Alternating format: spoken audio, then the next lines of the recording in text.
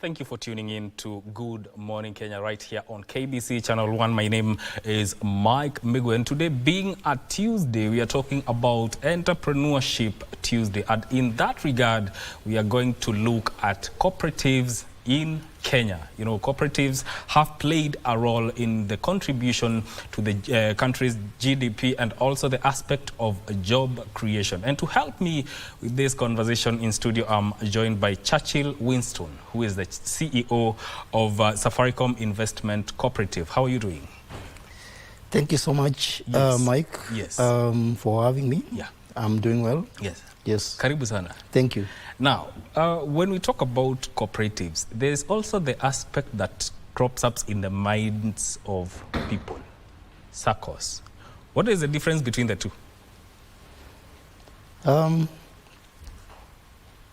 Cooperative is formed under the Cooperative Act 490, Yeah. and have their own regulations. And if you look at the two, they are almost similar and really confusing to so many people, not just you. So the big difference between a cooperative and a SACCO is that a SACCO allows its members to save wisely and borrow with time. So you'll find, for example, Mike and Churchill coming together, and then we save for a certain period. Then I can borrow through the help of other members by securing and asking them to be guarantors for my loans. However, on cooperative allows its members to invest in long-term assets, where you find that in SACCO there's some restrictions. So today, when you are a cooperative member, for example, Churchill and again Mike with other people will come together, pool our resources together, and invest in ventures that will give us return at the end of the year. Yes. So you find that cooperative, yes, its members venture into projects that are very long sustainable, but SACCOs again. There's that limitation. Yes. And also there's also the aspect of building a credit score when it comes to SACCOs. Yes. Because maybe you're doing that, you want to borrow in the future. Yes. So when your intention is to borrow, and maybe you are running away from the big interest rates from the banks, then the SACCOs come in handy. Yes. When it comes to matters financial inclusion, they are very important, especially in a growing economy. So how do cooperatives contribute to financial inclusion and accessibility to finances? Cooperatives have played a very pivotal role in financial inclusion in this country. Cooperative and SACCOs have reached areas that so many lending institutions, banks have not reached. And they have played this role in ensuring that the unserved, the underserved are reached. You find that cooperative with the long-term investments, they help their members to venture into places where today if you went for a loan in a bank, you'll be asked for maybe a big security that you don't have. But since we've pulled resources together, it's helped us to realize and achieve the goals, the same goals that somebody in a bank will have achieved.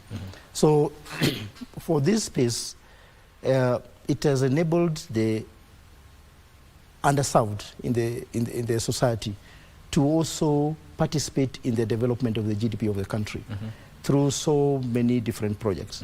So you'll realize that cooperative and SACCOs ask people to join as members and get shares through their contributions, and then from there they get into projects that maybe a SACCO or a cooperative is delving in. So this makes them participate wholesomely in building the nation. Yes. What about the aspect of accessing markets? Because I'm asking this from the context of, for instance, where coffee farmers have cooperatives, and there are times when markets can bring a problem. What about that aspect where, what role does that cooperative play in as far as accessing markets is concerned? Again, cooperative has really stepped in for the farmers, for the members in spaces where they will not have gone alone. Through cooperatives, you'll find, like what you're talking about, coffee farmers, tea farmers, and all that. The members come together. And when they form cooperative and they buy shares and become members of this cooperative, it allows them to be like an intermediary for them in terms of fighting for regulations that support the sectors, training them, ensuring that coffee, tea farmers are trained and they're well versed in their businesses. Also ensuring that when it comes to at least selling their produce out, those are for the cooperative that involve farming or agriculture, then it helps them sell their produce and market their produce in and outside the country. So cooperative really come in handy. Yes. When it comes to long-term investments, also the aspect of financial literacy becomes crucial. So what is the role of cooperatives in general in ensuring that not only are their members investing, but they have that financial know-how of where and when to spend? I will give an example of Safaricom investment, where I'm the CEO. For example, if we have like, say, a capital of, say, 5 billion or 3 billion to 5 billion. Our interest as an organization, and me being the leader, we will look at, for example, if we took half of that capital, say 1.5 billion or 2 billion, and invested in projects and spaces that will give our members premium returns of, say, double digit, then it makes the members want to continue investing. So if you look at what is happening in the cooperative space, each and every cooperative society will really want to invest and give maximum return to their members.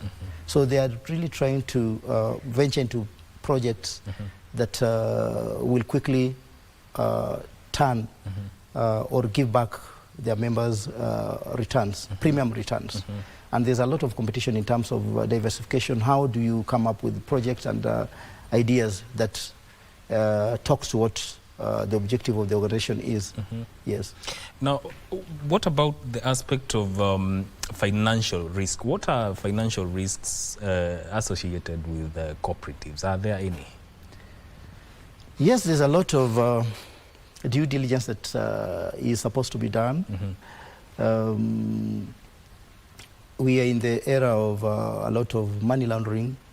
So we do a lot of due diligence to ensure that when we transact our business, then we are compliant under the Cooperative Act. Over and above that, we also train our members and guide them as they do their business. We are not just investing. We also walk with them the journey. And today, if Mike was to come and maybe invest with us in a property, we will also advise you to do due diligence. Because we've had cases and scenarios where we've had organizations that are fictitious coming and acting as they are cooperative or SACCOs, and in the long run end up closing and disappearing with the investors' money. So it is incumbent of any investor, any shareholders, any member or any person, the public who wants to join an organization, ensure that you do your due diligence and ensure that you work with a reputable organization like Safaricom Investment Cooperative, where we ensure that before we venture into any project, we do a lot of due diligence. And due diligence include visiting physically the project that you want to go involved in, like for example land, the housing and all that. And from even what happened recently where we had a lot of flood, there's no single project of Safaricom Investment that was affected. Yes. So this is because we've done our due diligence. We ensure that before we buy that land, before we venture into that project, we even go during rainy season, look at the piece of land. Is it flooding during rains before we make a decision? So we ensure a due diligence. So if Safaricom Investment is doing due diligence, then it is also important that the members or the public do their own due diligence to ensure that they are working with a reputable organization. Yeah. When we talk about access to finances, loans is one of them. And sometimes you will find that one takes a loan and probably they default on it for one reason or the other. How do cooperatives now ensure that the loans that they have given out are fully paid without problems? Okay, I will talk about that. Or, however, in cooperative we don't grant loans. We venture into projects, then we ask our members to come and maybe participate in the buying of the project, and we work with them this journey. However, to answer your question, what happened in the financial institution when to avoid this to avoid the risk of defaulting? Number one is constantly walking the customer that journey, the customer journey. Work with them, get them to know and understand that if today they're taking a loan, they take that loan for the purpose that is intended. You don't apply for a loan and then you go and maybe purchase a car, and you intended to have that loan in a business.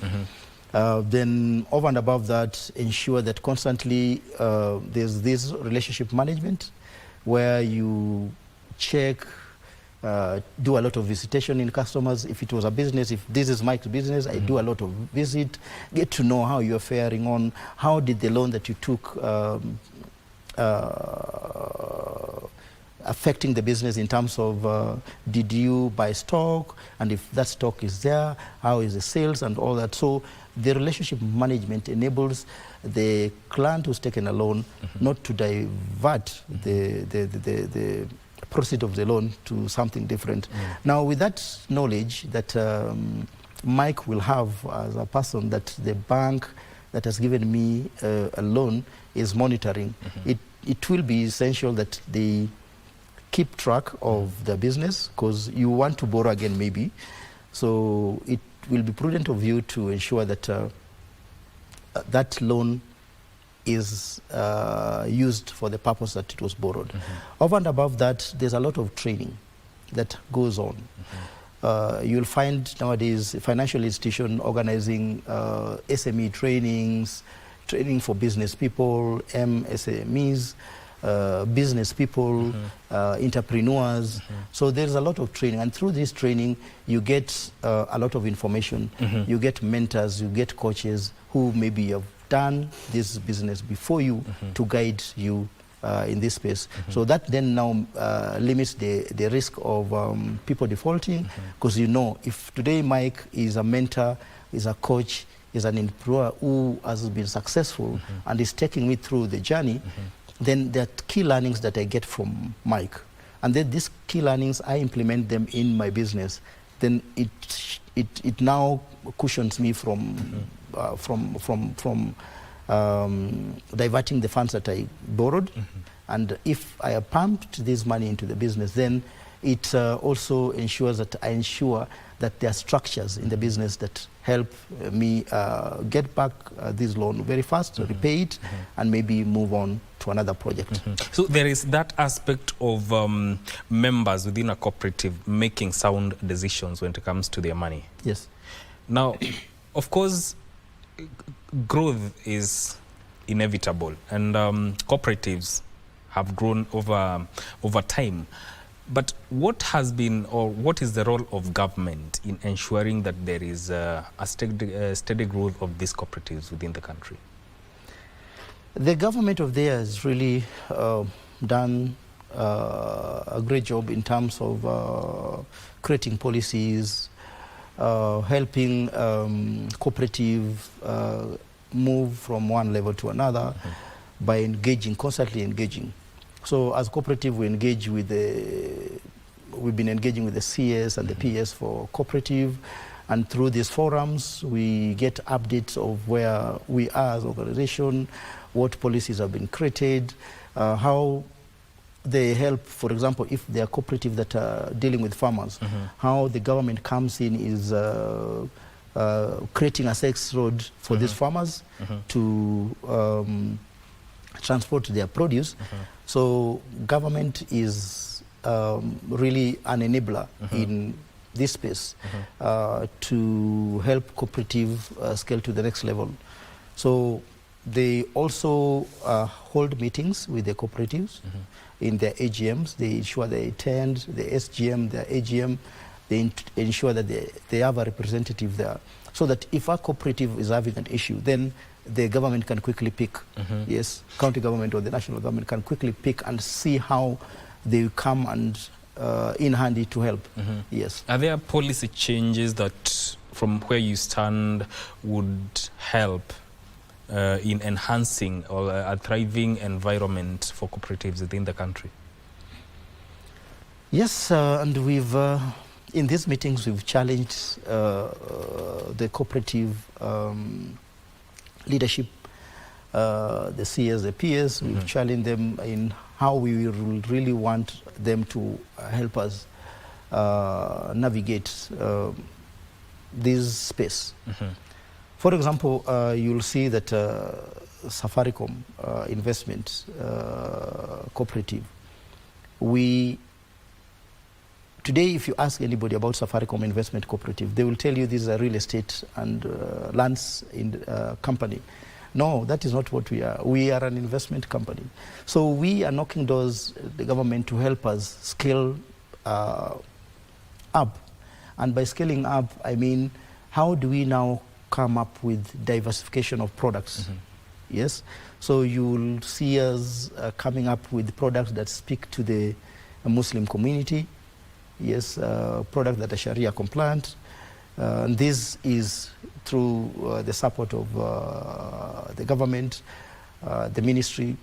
You'll see us venturing into the T-bill space through the consultation of the ministry. You'll see the cooperative venturing into diaspora spaces that cooperative shied off before. So this is huge, and cooperative today is contributing hugely to the GDP of this country. So this is a space that no one can afford to ignore moving forward. If you look at the membership in the cooperative, we have over 120,000 cooperatives and circles in the country.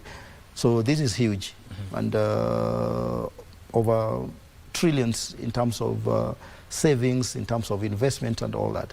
So in totality, the cooperative movement is huge, yes, and is affecting the GDP of this country. Yeah.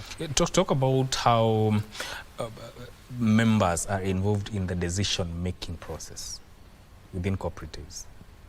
I will again talk about Safaricom Investment Cooperative, how we engage our members.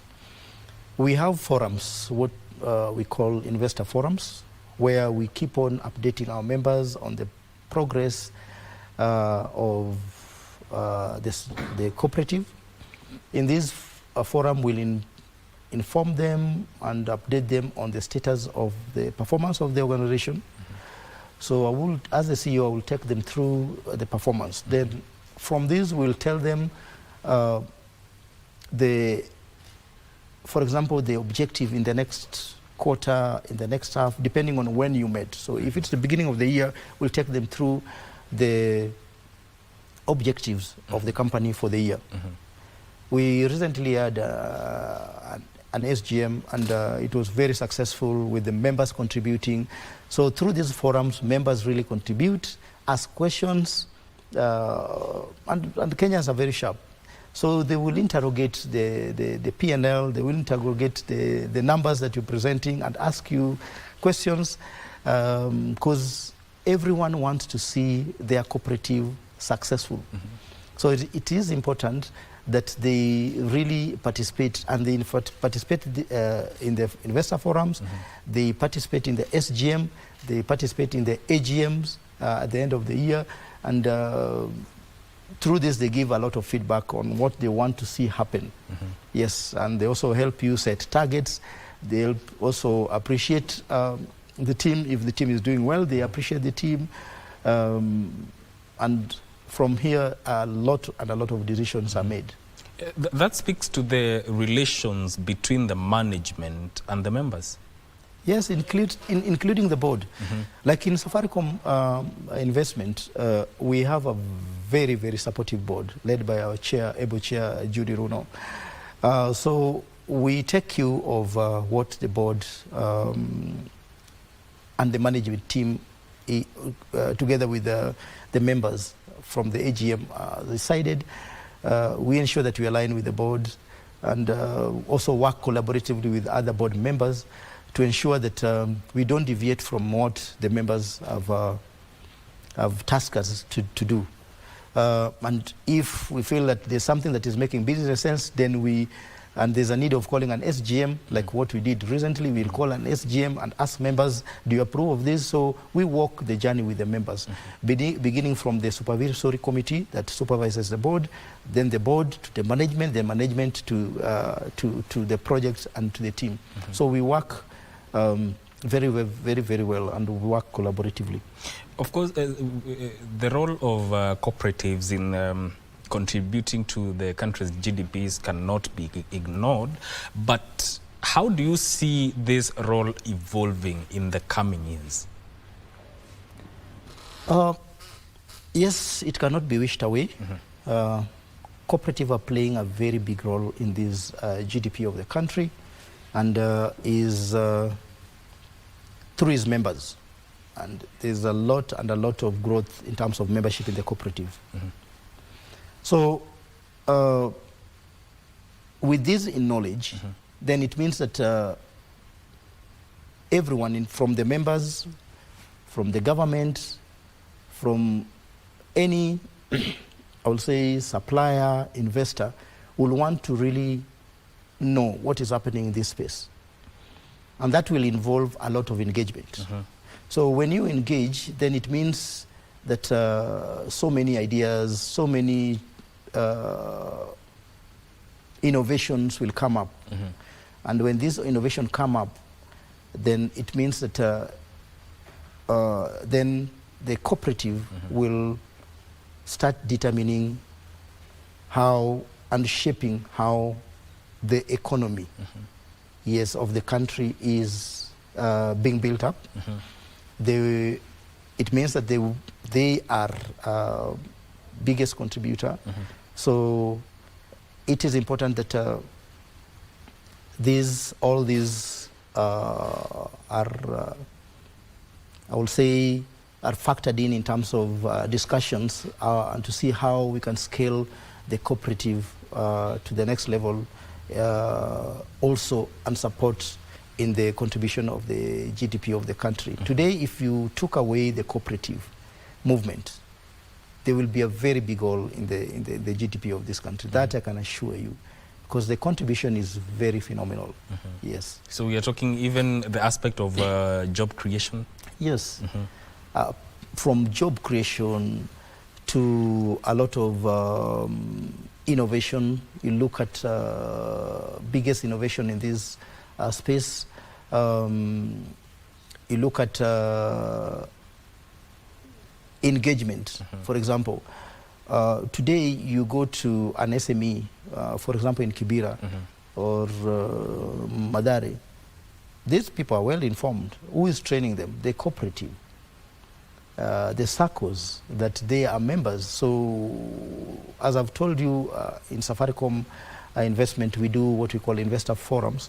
So they ensure that they attend these forums and know where the organization or where the cooperative is taking them.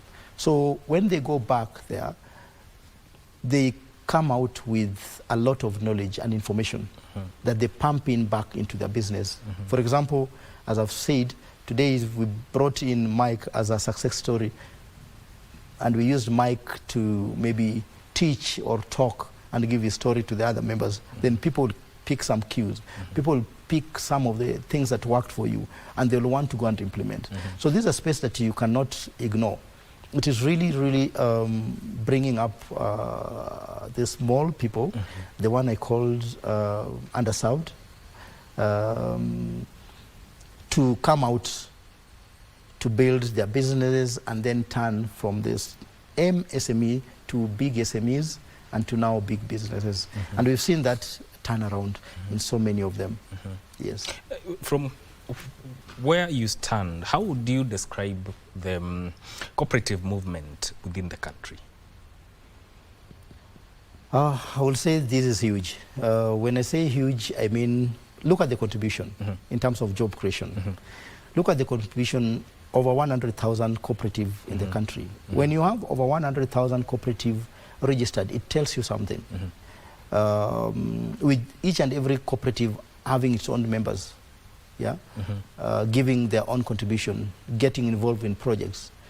Look at the contribution of the cooperative space in the GDP of the nation.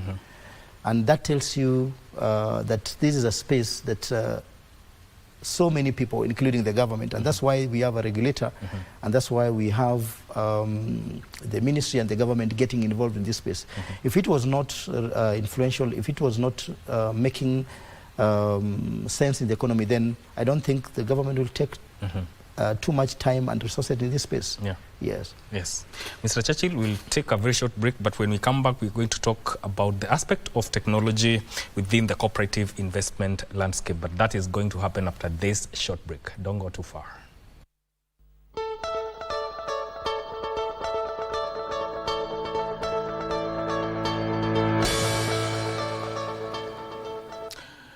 All right, this is Entrepreneurship Tuesday, where we are talking about cooperatives in Kenya with none other than Churchill Winston, who is the CEO of Safaricom Investment Cooperative. Now, before we went on break, I mentioned something about technology. Maybe talk to us about how technology is transforming the cooperative investment landscape within the country. Thank you, Mike. Innovation and technology is going to be a big game changer in this space of the cooperative. And not just a cooperative alone. Any business that is looking at scaling up, growing, expanding, if you don't take care of technology space, innovation, then you'll be left behind. So I will tell you, for example, like Safaricom Investment, we are currently upgrading our system, and this system upgrade is coming with a lot of good things. As we speak, we already launched what we call SIC Prime app, where customers can opt in and interact with our app in terms of inquiry on projects that we onboarded. This makes it easier for the members to interact and connect with Safaricom Investment. So technology is evolving. Each and every organization is trying their level best to be up to par with the current technology. That makes things easier. That makes services faster.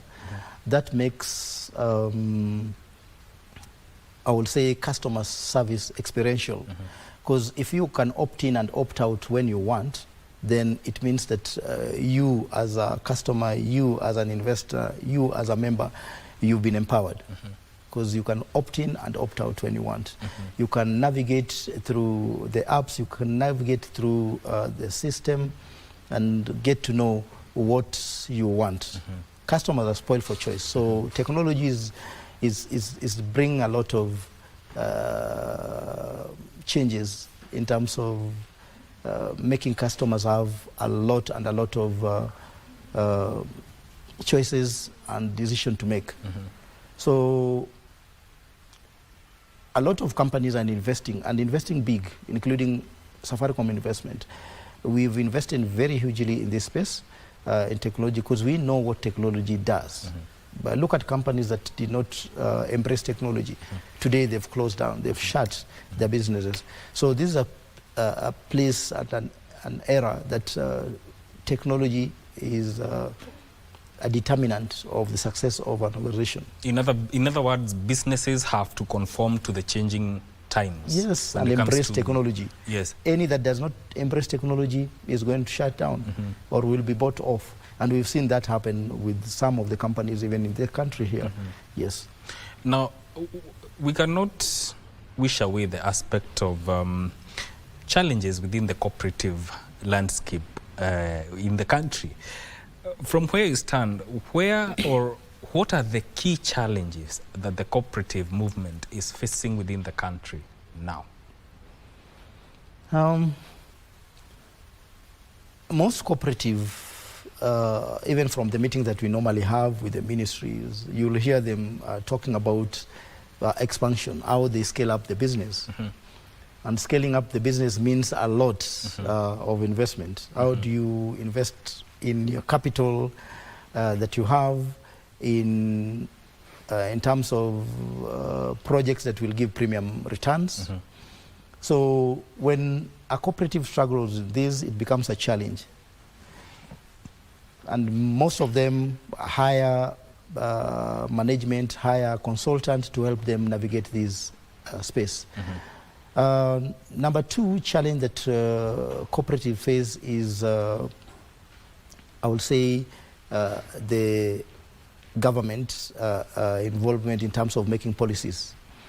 If cooperatives sit down, collaborate with the government in terms of making policies that affect their space, then they feel involved, they feel engaged, they feel that these policies really speak to their businesses. So you've been seeing a lot of conferences where the ministry and the government is engaging cooperative to ensure that these challenges are circumvented and come up with policies that speak to this space. Another thing that is a challenge to the cooperative is what kind of diversification or products do you have? Because today Mike will ask me, so why should I join Safaricom Investments and the other cooperative? What is this customer value proposition that you are giving to the public that is really compelling to the public to lure them to come and invest with you? For example, are you really trustworthy? Do you do your project in a record time? Are you a company that is reputable?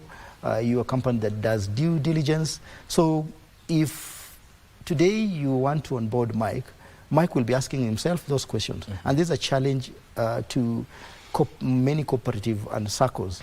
How, because everyone is yearning for this customer. Then another challenge is competition. Competition is very strife. You find that if you are not innovative, if you are not a company that is looking at expanding their technology space, then you will be beaten by the competition. Yes, because the same customer that Safaricom Investment Cooperative is looking for, who is Mike, another cooperative and another is also looking at you. So Mike as a person or as a customer is spoiled for choice. So you look at what is the CVP, customer value proposition that we offer to you to entice you to join our movement. So that's a very big challenge, competition. Over and above that, you see a challenge is where organizations and the cooperative space a lot of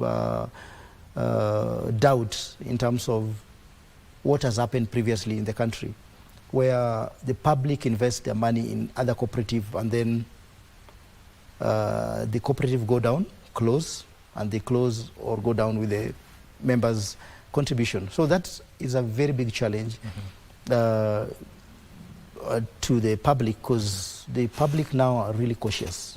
Yes, which organization do I deal with? Which one is genuine? Which is not genuine? Given that I've told you we have over 100,000 cooperative and societies in the country, so that also becomes a very big challenge.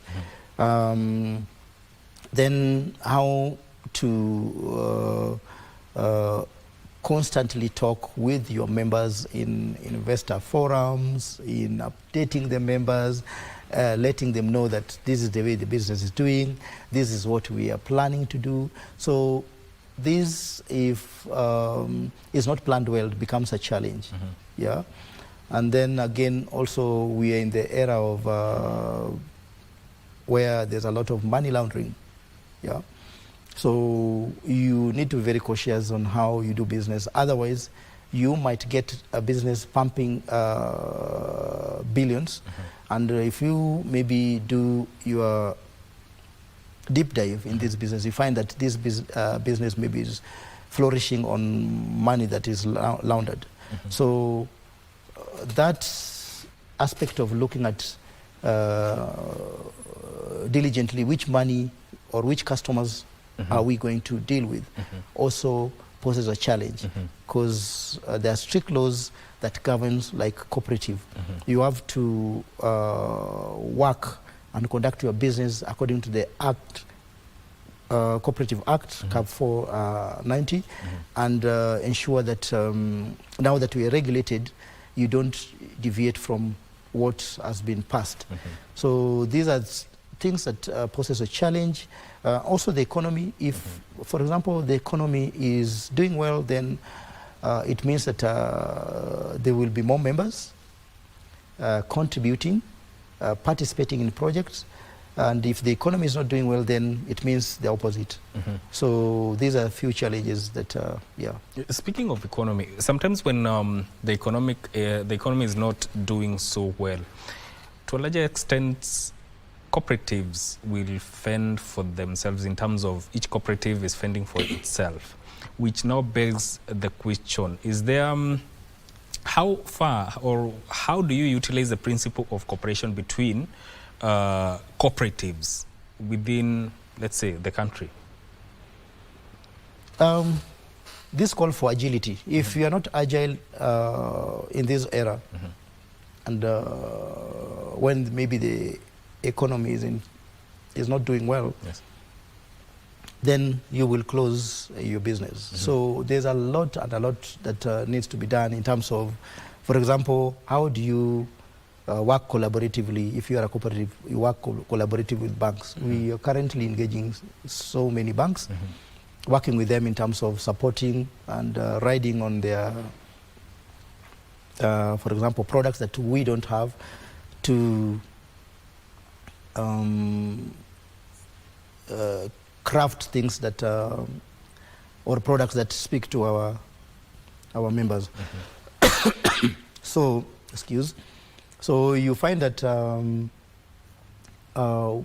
organization, including cooperative, will work together, come up with ideas, innovative ideas, approaches that speak. You'll see a lot of cooperatives signing MOUs, working together. You'll see